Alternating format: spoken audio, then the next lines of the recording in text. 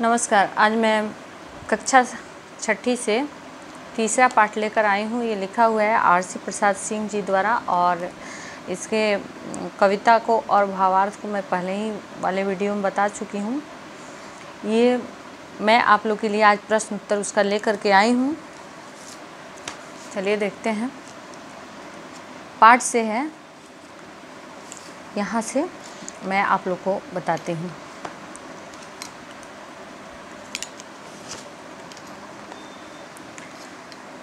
कपोत मतलब कबूतर, शुक मतलब तोता, काक मतलब कौवा, स्वच्छंद मतलब स्वतंत्र, विचरण मतलब घूमना फिरना, कोकिल मतलब कोयल, चातक मतलब पपीहा, वास मतलब रहना, बेड़ी मतलब जंजीर, पग मतलब पैर।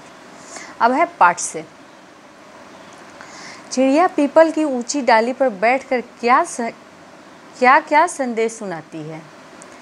तो इसका उत्तर है, चिड़िया पीपल की ऊंची डाली पर बैठकर प्रेम का, मेल से रहने का, जितना मिले उसी में मिलजुल कर खाने का, लोभ त्याग का, परहित में कार्य करने का, स्वतंत्र होकर घूमने फिरने का संदेश सुनाती है। दूसरा प्रश्न आपका है, निम्नलिखित पंक्तियों के भाव स्पष्ट कीजिए। सब मिलजुल कर रहते हैं, सब मिलजुल कर खाते हैं, आसमान ही उनका घर है, जहाँ चाहते जाते हैं। इन पंक्तियों में कवि कहना चाहते हैं कि जिस प्रकार पक्षी एक पेड़ पर बैठकर भी एक दूसरे के साथ मिलजुल कर रहते हैं, जो मिलता है उसे साथ साथ खाते हैं, धरती के अधिकारों के लिए वे आपस में लड़ते नहीं हैं, आकाश को ही वे अपना घर मानकर विचरण करते हैं, उसी प्रकार मानव को भी उनका अनुसरण करना चाहिए एवं सबसे मिलकर रहना चाहिए। ख है, जो मिलता है अपने श्रम से उतना भर ले लेते हैं, बच जाता है औरों के हित उसे छोड़ वे देते हैं। इन पंक्तियों में कवि द्वारा कहा गया है कि जिस प्रकार चिड़िया अपने परिश्रम द्वारा जो दाना इकट्ठा करती है उसी को अपना मानती है और दूसरे के परिश्रम का धन छीनकर जीना उसके लिए बेईमानी है, उसी प्रकार मनुष्य को भी अपने परिश्रम से अर्जित धन पर ही अधिकार होना चाहिए और परहित का ध्यान रखना चाहिए। इसके बाद है, निम्नलिखित स्थानों की पूर्ति कीजिए। ये जो अंडरलाइन किए हैं वो हम पूर्ति किए हैं। उनके मन में लोभ नहीं है, तो है उसके आगे का लाइन है, पाप नहीं परवाह नहीं, जग का सारा माल हड़प कर जीने की भी चाह नहीं।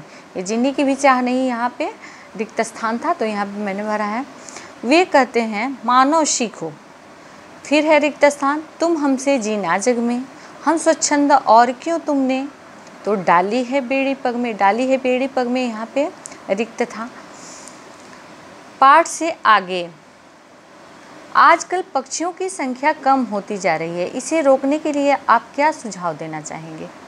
तो आजकल पक्षियों की संख्या कम होती जा रही है, इसे रोकने के लिए हम अधिक से अधिक वृक्ष लगाएंगे, जंगलों को नष्ट होने से बचाएंगे, जिनसे उनकी संख्या बढ़ेगी और वे स्वच्छंद होकर जी सकेंगे।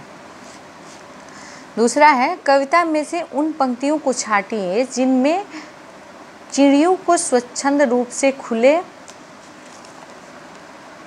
आकाश में उड़ने की बात की गई है। तो इसमें देखिए, ये कविता में है, आसमान ही उनका घर है, जहाँ चाहते जाते हैं, सीमाहीन गगन में उड़ते निर्भय विचरण करते हैं, बैठ घड़ी भर हमें चकित कर गाकर फिर उड़ जाती है। अलग अलग जगह से अलग अलग लाइन को छाट करके इसको लिखना था, तो मैंने यहाँ पे आप लोग को बताया है। मनुष्य को दुश्मनी की भावना छोड़ने की बात कही गई हो। जो कविता में उन पंक्तियों को छाटना है जिसमें मनुष्य को दुश्मनी की भावना छोड़ने की बात कही गई हो। तो चिड़िया बैठी प्रेम प्रीत की रीत हमें सिखलाती है, सब मिलजुल कर रहते हैं, सब मिलजुल कर खाते हैं, वे कहते हैं मानो सीखो, तुम हमसे जीना जग में, हम स्वच्छंद और क्यों तुमने, डाली है बेड़ी पग में।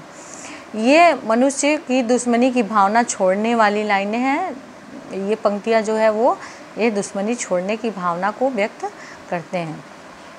अब है, क्या चिड़िया के संदेशों के अनुसार मानव कार्य करते हैं? इस पर अपना विचार रखिए। देखिए, आप लोग भी खुद से भी आप लोग अपना प्रस्तुत कर सकते हैं विचार कि चिड़िया के संदेश के अनुसार मानव कार्य करता है या नहीं करता है।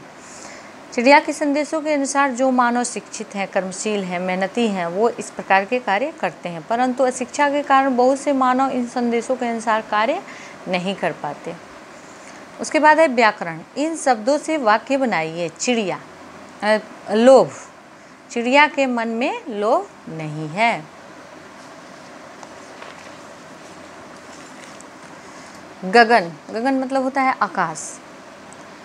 पक्षी उन्मुक्त गगन में उड़ते हैं। जग, जग मतलब संसार, मिलजुल कर रहने से जग सुंदर हो जाएगा। संदेश, चिड़िया हमें प्रेम करने का संदेश देती है। पाप, दूसरों के धन को अपना मानना पाप है। अब है ऊंची डाली, काली चिड़िया। इन वाक्यों में ऊंची डाली तथा काली चिड़िया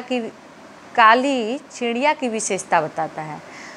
ऊंची जो है वो डाली की विशेषता बताता है तथा काली जो है वो चिड़िया की विशेषता बताता है। तो संज्ञा और सर्वनाम की विशेषता बताने वाले शब्द जो होते हैं वो विशेषण कहलाते हैं। जैसे कि यहाँ पे ऊंची डाली है, माने डाली क्या है? ऊंची है। तो ये डाली की विशेषता क्या हो गई? ऊंची है। चिड़िया की विशेषता क्या हो गई? काली है। इसी तरह नीचे लिखे हुए संज्ञा शब्दों को विशेषण में बदलना है। विशेषता बताने वाले विशेषण शब्द लिखना है। तो मानव इसमें दिया हुआ है, तो बंदी मानव। पीपल कैसा होता है? ऊंचा पीपल। नीला आसमान, यहाँ पे जितना भी अंडरलाइन है मैंने बताया है। जग, तो सच्चा जग या झूठा जग भी कर सकते हैं। पग, बड़ा, छोटा, और भी आप लोग और भी कुछ बना सकते हैं खुद से चाहे तो। हंस का सफ़ेद, मतलब इसके विशेषण ये हो गए और ये हो गए उसके संज्ञा। अब है चिड़ियाघर। इस शब्द में चिड़िया और घर दो शब्द आए हैं। इस तरह के और शब्द बनाइए। तो उसके बाद है क्या है? रसोई, तो रसोई घर। सिनेमा, सिनेमा घर। डाक, डाक घर। अजायब, अजायब घर। पार्सल, पार्सल घर। पूजा, पूजा घर। भंडार, भंडार घर। कूड़ा, कूड़ा घर। तो इतना ही था आप लोग का प्रश्न उत्तर। इसके बाद आप लोग का दिया है कुछ करने को। इस गतिविधि को आप लोग खुद से बनाइएगा और अगर इसमें कुछ समस्या आती है तो फिर पूछ सकते हैं आप लोग। धन्यवाद।